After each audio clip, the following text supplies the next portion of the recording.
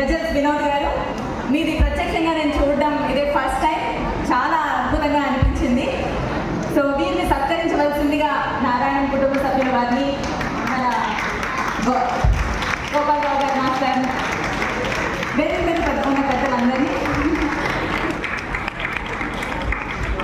Ghazals Vinod గారిని సత్కరించవలసిందిగా కోరుతున్నాం.